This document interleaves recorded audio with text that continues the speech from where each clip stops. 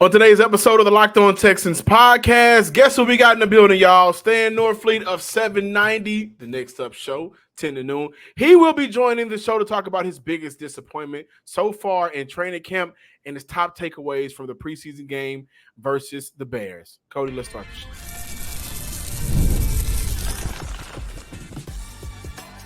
You are Locked On Texans, your daily podcast on the Houston Texans. Part of the Locked On Podcast Network, your team every day. Welcome in, Locked On Texans listeners and viewers, fans across the nation of this great team. We can finally put great in front of this team after some bad years. But welcome to today's episode of the Locked On Texans podcast, a part of the Locked On Podcast Network, your team every day. If this is your first time here, you are a guest in our house. All we ask is 3 favors. No, you can keep your shoes on. Don't worry about that.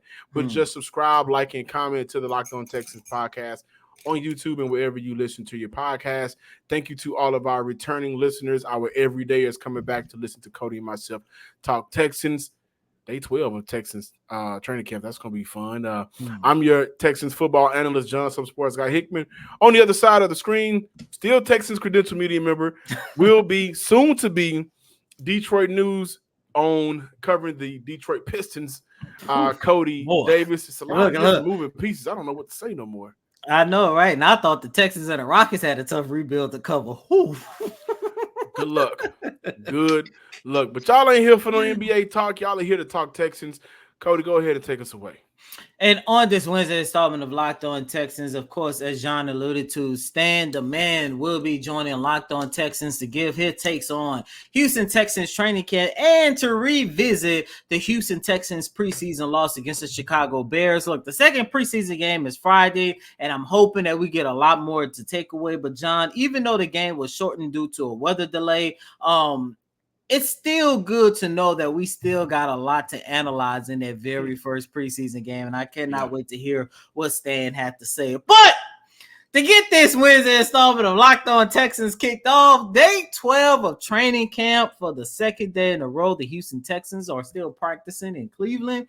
And John, listeners and viewers, there was a lot that went on in Cleveland. Jimmy Ward. What's up with Jimmy Ward? I don't know, man. We're going to get into him. But first off, before we get into Jimmy Ward, we got to talk about the biggest news that came out of training camp on Tuesday. And that was the injury or the potential injury to Tytus Howard. Shout out to all of our colleagues out there, DJ Bieniemy, Big Sarge, Jonathan Alexander, Aaron Wilson. Those guys are doing a very good job keeping everybody down here in the city of Houston updated on everything that's going on. So kudos to them, man. They're going to continue doing their thing. Boots on ground, as we like to say here in the media sports world. But the biggest news was the injury or the potential injury to Tytus Howard. At first, it was reported that Tytus Howard went down with like some type of lower leg injury. He walked off the field, went to the medical tent, and then he was, I don't know if I should still use the word carted off or go-karted off the field, away from the medical tent, I should say. But, Jonathan Alexander went on Sports Radio 610 a little bit later Tuesday, and he had an opportunity to, kind of clear the air on the confusion because, the original report was that when Tytus Howard exited the medical tent, he went into a golf cart and was basically carted off away for practice. So, of course, the original reporting was Tytus Howard get carted off. Howard goes on social media and say, carted off. Damn, I thought I walked off the field. So Jonathan Alexander did a very good job on Sports Radio 610 and basically clarified everything that went down. He said at the end of the day, the injury was not something to be serious. He said it was a little scary at first, but at the same time, it seems like he's going to be healthy. Let's see if Tytus Howard take the practice field later today. And of course, we're definitely going to see if Tytus Howard make his preseason debut on Friday. But, whether or not Tytus Howard suits up or whatever, I'm just happy to know that he's at least okay, because when we first got the initial news that he was carted off the field, me and John was like, come on, man, not again. This cannot happen. Back-to-back weeks. Exactly. Yeah. Forget back-to-back weeks for the second year in a row. But, speedy recovery to Tytus Howard. Hopefully it was just a little nagging injury that he's going to quickly overcome.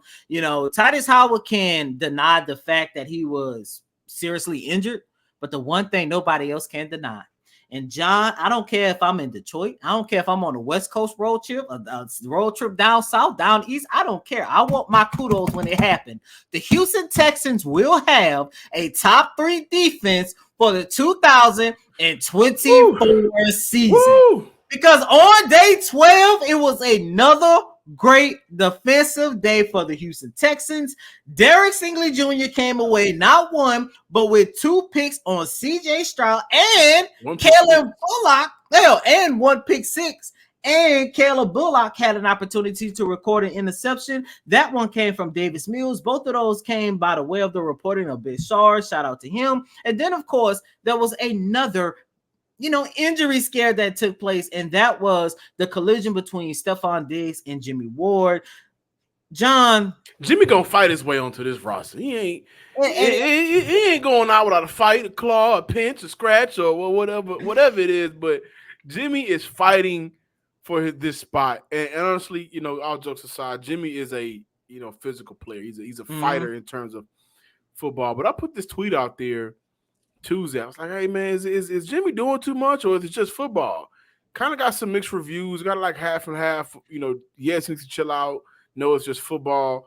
I do think people are looking at Jimmy like, man, that's just how he is. But it's a couple times now, and I'm like, we need some of these guys here in Houston to make the run that they believe that they can make. And I know it's football. I'm not gonna say he's to chill out, but I will say maybe just you gotta scale it back some, man. Just a little bit, man. You gotta scale it back. And for a franchise, talking about Tytus Howard, the scare of back-to-back off seasons and back-to-back weeks, and you got Laramie still out, no Joe Mixon, some of the best players at their position for this team hasn't been able to practice fully during training camp. And it's kind of like, man, let's not make that a trend throughout this entire roster because Jimmy just crashing out there. But I mean, I love the physicality that he brings, no doubt about it. Just a little bit to make sure that your teammates can stay upright. We don't want no Detroit Lions and New York Giants going down. Shout out to Devin Singletary, by the way. Yeah, man, but the way I look at Jimmy Ward, man, you got to scale it back just a little bit, man, because this is the second year. We're going into the second year of having Jimmy Ward here in the city of Houston. And this is the second training camp where he's always involved in something going on with either an injury or a fight. Remember that scuffle that they had a couple weeks ago? That was him and Stefon Diggs then. Like, bro, what are you doing? I get it. Look, this is a championship contending team, okay? This is a competitive team. This is a team that we want to see them go out there and be competitive. And when I say dial it back some, I'm not talking about, go out there and play cupcake football or touch football, with your teammates. No, rough them up. Do what you got to do to get the other team, get the other side of the ball good while you are still going through your reps and stuff to make sure you're doing what you're doing, do what you need to do in order for you to be as good as you need to be for this upcoming season. And healthy as you and need to healthy as well. Health is an issue for him. But I'm getting to the point where I am getting a little bit sick of every time something goes wrong. 2 players getting into a collision, 2 players getting into some kind of scuffle or whatever the case might be. Jimmy Ward's name is always into it. Now I'm looking at it from a standpoint, John. If you're doing all this in training camp, I want to see you do it in the regular season because he was mighty quiet, with the exception of a couple plays. He was mighty quiet last year, and that was when he was on the field. Keep that same energy, Jimmy Ward. But even with the addition of Jimmy Ward and all that being said, John, this defense is looking mighty scary. Yeah. I think with this defense, I see a bunch of guys that's just playing with their hats on fire right now. And they're playing for a coach that preaches that from the sidelines and still looks like he can play right now. And when he's on the field coaching them up, between D'Amico, between D'Amico and Matt Burke, you got some guys, and I'm excited to see them play as starters. Will be playing against the Pittsburgh Steelers. I can't wait for us to have that conversation about things that we're looking for on tomorrow's show. But you got some guys that are just bought into D'Amico, and D'Amico is giving those guys opportunities to go out there and play some football. Now, no Kamari Lassiter on the day for the Texans. No Will Anderson on the day for the Texans. Danielle Hunter back out there for the Houston Texans. But just hearing about Kalen Bullock, man. You know, how encouraging has it been to hear and see the progress of this rookie safety who has made some plays through the first 12 days, had a pick six, on Davis Mills Tuesday. So, like, things like that, I do think there's still some question marks in that secondary that I think Houston is going to look at once they get an opportunity to sit back. I said on Tuesday show, I think Justin Simmons is looking at the league. I know the league is looking at Simmons, like teams looking at Simmons and calling for Simmons, but I also think he's looking around and just saying, okay, I don't want to play for you, but this is an opportunity that I think matches what I can do. This is an opportunity that fits for me. And I know there was confusing reports that came out Monday, but I do think that they are in contact with one another on the lowest of keys. But even still, man, what you're getting from this defense right now, you talk about them just, being better and better. Monday was the offensive day. And they came back on Tuesday, and they, from the reports and the pick sixes and Derek Stingley, after taking it personal, I know you guys all seen that one-on-one rep. I think that was against Stefon Diggs, where he half-fasted, and Diggs made him look like a fool. And then after that, interception, pick six. So, like, I think Derek Stingley was like, oh, I'm tripping. I am an all-pro potential player. I need to play like it. I need to practice like it. And that resonates throughout the entire defense. You guys are going to see, especially when they get healthy. Still no Christian Harris out there, right? But Azeez Al-Shaair, he's been exactly what this team needed and has been as good as advertised. So when you get all of those pieces moving together on the field at one time, hopefully we can get an opportunity to see that soon. I am starting to get worried about Christian Harris because after Harris, like if he doesn't start the season off, then there's no other linebacker I trust to go out there to start alongside Azeez Al-Shaair. And that's just what it is. I think that group, like Stan is going to say, I think that group is somewhat thin in terms of talent. You got some special team guys. You got some career backups. If Christian Harris is not on that field, I start to get worried a little bit. But defensively, they've been, super impressive through the first 12 days of training camp. Now we got Stan the Man on the other side of the break. 790, the next up show. Well, he will be next up on the other side to talk about his biggest disappointment so far in training camp. I want to let you guys know about Game Time, my everydayers. If you're not an everydayer, you should be an everydayer. But every day we try to hook you guys up. And today we want to hook you guys up with some good knowledge about Game Time, the authorized ticket marketplace of MLB, NFL, NBA. They make getting tickets faster and easier. Also, prices on the Game Time app go down the closer it gets to the start of the game. They also have killer last-minute deals, all-in prices, views from your seat, and their lowest price guarantee. Game Time does something for you guys that no other ticket marketplace does, and I think that they just take the guesswork out of buying tickets. Not only sports, but if you want to go on a cute date night, right? You want to go hit up a comedy event, they got you covered on that. Theater event, they got you covered on that. Your favorite artist is coming to town, they got concert tickets as well. They also cover your ticket with the most flexible customer service policy in the ticketing industry. That's right. You're covered, baby. You're covered. They take all the guessing out of buying tickets. So download the Game Time app, create an account, and use code LOCKEDONNFL for $20 off your first purchase. Terms apply. Again, create an account after you download the Game Time app. Redeem code LOCKEDON NFL, Locked On NFL for $20 off. Download Game Time today. Last minute tickets, lowest price guaranteed. Welcome back in, Locked On Texans listeners and viewers. As promised, Stan Norfleet of 790, the next up show. You can catch it on 790 Monday through Friday. It's joining the show to talk Texans. It's been a while since Stan has been on the show, but I want to go ahead and dive right into it as we talk training camp and talk the preseason time all together.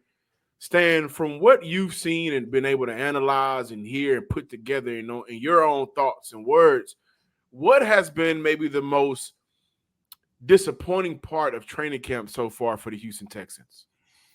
Well, initially, first of all, thanks for having me on the show. John, I tell you that all the time, and I appreciate you when you join our show. from 10 a.m. to noon on Sports Talk 790, myself and Chris Gordy, along with Connor D. McGovern. Shout out to Gordy. So, yeah, for sure. Locked on, fam. So I think the disappointed from training camp really are the players that we haven't seen. We haven't seen a lot of Joe Mixon due to injury. We haven't seen Christian Harris due to injury. Those are the two. Laramie Tunsil. Not that I'm concerned. Laramie is a consummate professional, one of the best pass blocking left tackles in the game. We know that. Laramie Tunsil hadn't been out there at left tackle. So when you start looking at, I'd like to see in training camp getting snapshots of what the true 11 on both sides of the ball are going to look like. And with Laramie coming back from a procedure, we're not sure. It sounds precautionary, soft tissue, lower extremity injury. With Joe Mixon, excuse me, I just really wish I could see everybody together. Christian Harris also dealing with a lower extremity, soft tissue injury. So when I think about, who's out there on offense or defense and who's not, that's where I start. Now, on the flip side, what has been maybe your bright spot for this training camp so far? I would say player side of the ball. Yeah, I would say I'm really happy when I think about the Hall of Fame game, for example, seeing Xavier Hutchinson and what he was able to do. Clearly, the best receiver for the Texans on the field, and that's with former second rounder John Mechie, the third, getting the start at wide receiver as well. I really like what I've seen so far. I'm going to give a shout out to Kenyon Green. I thought that left side of the line, Juice Scruggs, Kenyon Green has been much maligned and trying to get his body healthy and get in the NFL shape.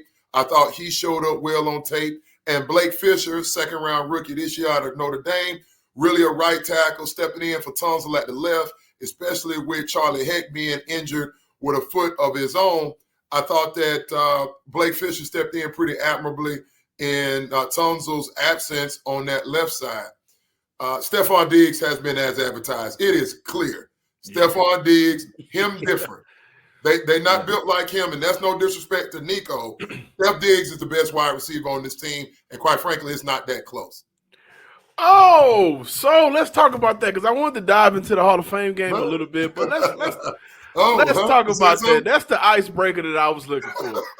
So I want to say this to Stan's point, to your point, guys. I mean, to your point, listeners and viewers, what Stan just said. It seemed like the moment Stefon got off the plane, him and CJ clicked already. Now, they already worked out together throughout the beginning part of the offseason, throughout the summer. So by the time training camp has come around, they've been on one accord. He does bring a different element to this team. Yep. And one of the elements to the offensive side of the ball, I do think that Houston has maybe one of the more quieter offensive sides of the ball. Not a lot of vocal dogs.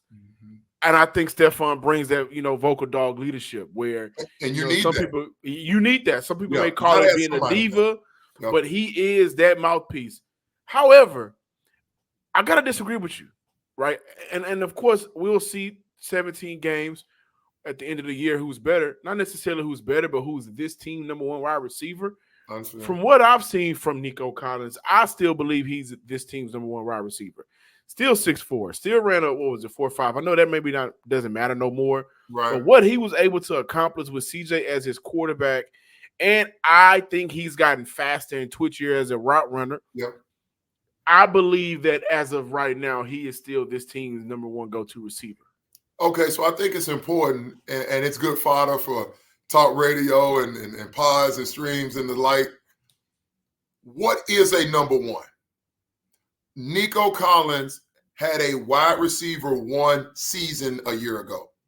No other way to slice it. I'm happy that he got his bag. He deserved his money. However, for me, number one means I can go get it done at a high level, catches, yards, touchdowns, blocking, explosive plays, whatever it takes. I can go get it done when everybody knows it's coming. And that is what separates a Steph Diggs from a Nico right now. Nico can line up at all three wide receiver positions if you include the slot. He's going to catch the ball. He's a high volume guy. He still has some explosion. I saw him out there. He was still separating from the likes of Derek Sting. I saw him the first drill of team practice the very first training camp in pass. They put Derek Stingley on Steph Diggs, man-to-man, and I saw Steph Diggs dunk on Stingley. So I'm just saying, physically, he can do everything you need a wide receiver to do. Mentally, he's seen enough football through now on his third team. He's played in a lot of postseason games, has Stefon Diggs. He's played with different types of quarterbacks, Josh Allen from Case Keenum, so on and so forth. And now with CJ, to me, and let me be clear, Nico can change that narrative for me this year. Because if he's the alpha dog on a team that has a healthy Tank Dell for the whole season and a healthy Steph Diggs for the whole season, I will pay even more respect at this season's conclusion. But coming in, based on what I've seen, everybody out there on the field knows that dude wearing jersey 1, he built different. To that point, when did Tank Dell go out? Was that the Broncos game? The Denver Denver was game? week. Oh my goodness! I think that was Denver. He was that when he blocked down? Yeah, he blocked down the formation. The guy motioned down, so Tank came down inside the block with the guy and got rolled up on. So yeah, I got Tank Dell as starting 8 games, going out week 13 versus Denver. Is that right? I think that was Denver. So in that game, no Tank Dell to finish that game. Nico 101 yards, 1 TD. To the point of you go make a play anytime the play needs to be made. We could all agree that once Tank Dell went down, nobody else in that receiver room aside from Nico Collins was able to do anything downfield. No the question. Game to make it to the playoffs, the Indianapolis Colts game, 9 targets, 9 catches, 195, 21 yards per catch, 1 TD, and then the playoff game, 96 yards and TD. I think for Nico, man, I'm glad we're having this conversation because I do think with Nico, he was almost a casualty of bad circumstances. Yeah. And I mean, I saw a huge jump in his game from his rookie year to his sophomore year. The issue was he didn't have the OC, maybe the play caller or the quarterback mainly to get him the ball constantly and consistently. Everything and then, of course, his health, I would add in there and his health, what he missed, I think that was 7 games that sophomore year. Give or take, something like that. Give or take. But when I saw him play with a quarterback that we believe can be one of the greats in this era of football, record-breaking year. So I don't want to take away from Stefon Diggs at all or Tank Dell and the element that they bring to this team. But I think I like right now in his career compared to Stefon, Nico's downfield ability to make those big catches and being able to kind of box out any other corner, mainly in the NFL. So it's going to be competitive this year in that group. Just for good fodder and having a good fun, I bring 2 points to punctuate my sentiment that Steph Diggs is the number 1 receiver on this team. We just had the NFL Players Top 100 of 2024. Steph Diggs was in there. Yeah. Nico Collins was not. He's not in there. And that's peer voted. That's peer voted. Yeah, and I get it. It's not a perfect science. Not every player votes, and it's imperfect. But it is a signifier of what guys that put on the helmet, what they think. So I tend to lean that way more often than not. The second thing to punctuate my point and closing on that part for me is Steph Diggs has a Minnesota miracle. Nico don't have that yet. Not yet. Those are just 2 that come to mind. It's a would the Indianapolis Colts game count as a regular season to get in the postseason? Okay, all right. Postseason when you could get bounced. Oh, can I give you a bonus since we're here? And it sounds like I'm knocking Nico, and I don't mean it that way. I like that brother. I respect Nico. I saw that brother go out there against Baltimore when they had them boys on the other side in purple and black, and me no see Nico do nothing. Yeah, 10 targets, 5 catches, 68. Not quite the game from the week prior. We got a season to see.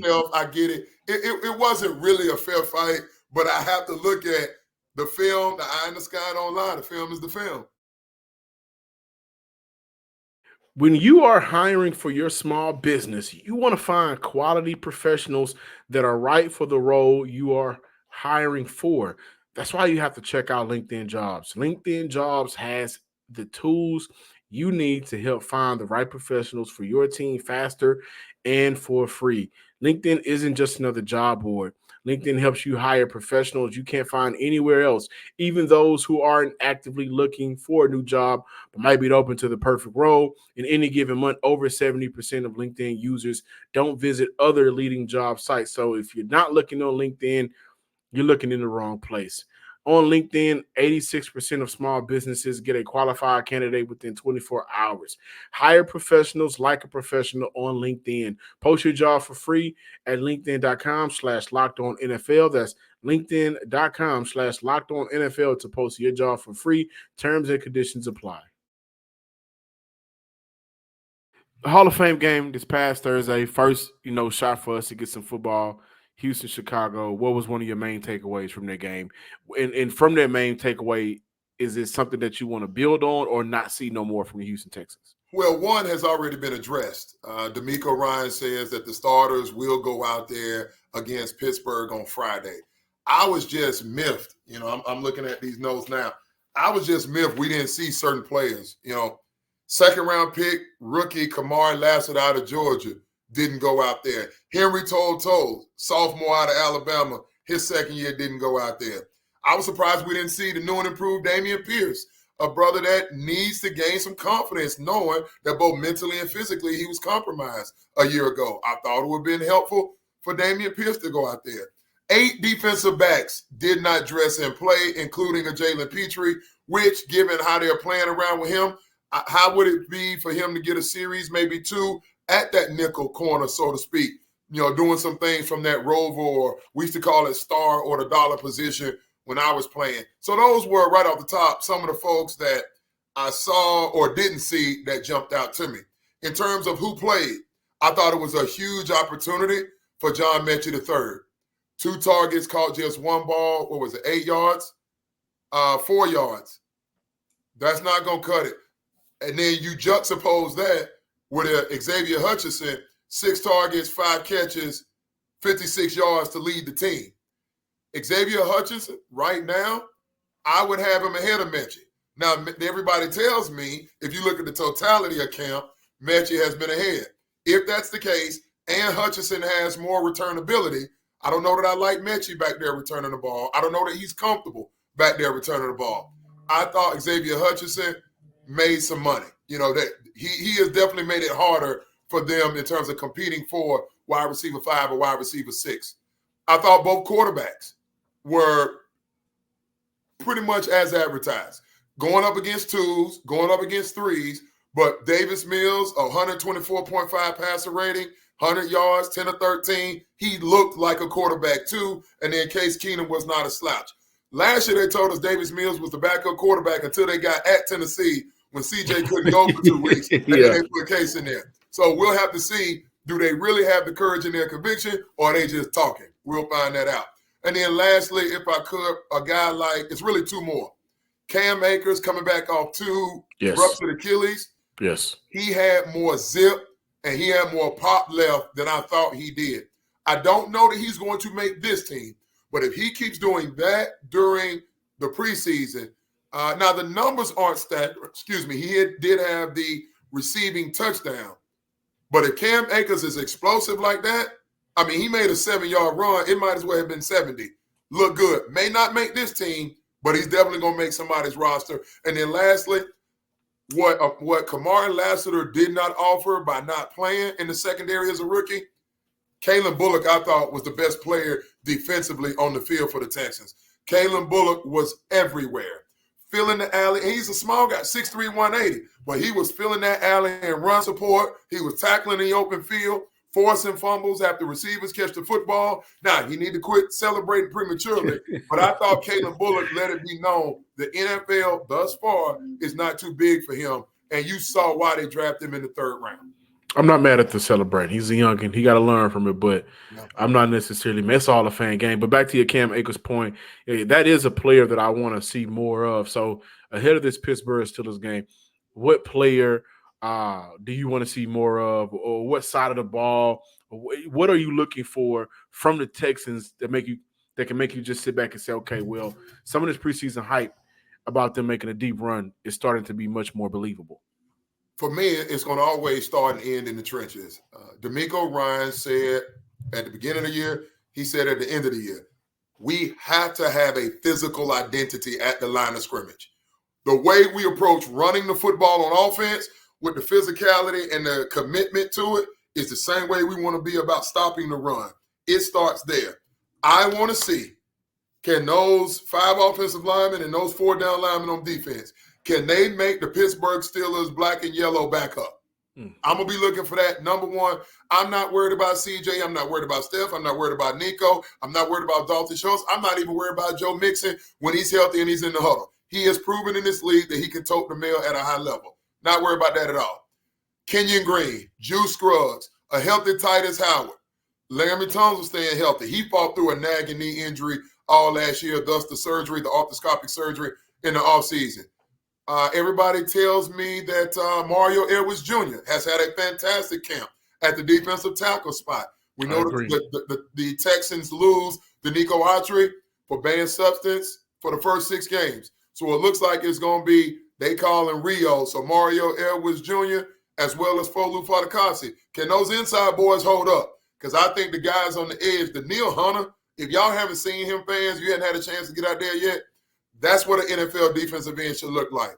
Long arm, little to no body fat, and I'm so happy for Will Anderson Jr. adding some 15, 16, 17 pounds to his frame. Will Anderson Jr. looks the part. I'm excited, and I'll be looking at what that defensive and offensive front has to offer for starters.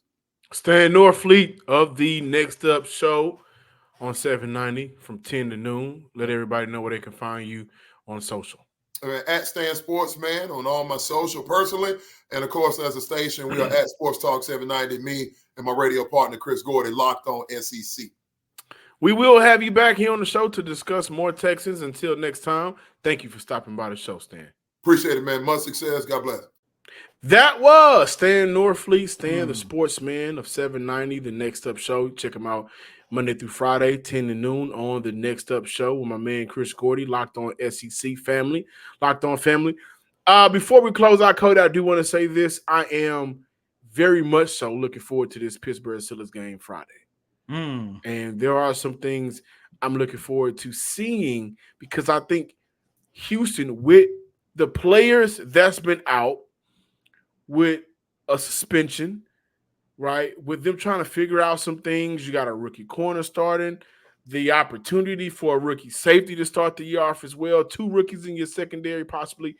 They got a good opportunity to see what's working for them, what will work for them through the course of 17 regular season games and the playoffs, if they make it to that point, which we believe that they will, and what's not necessarily going to work for the success that they want to sustain or get, and if they need to start looking around the league for other options. So we're going to talk about that tomorrow.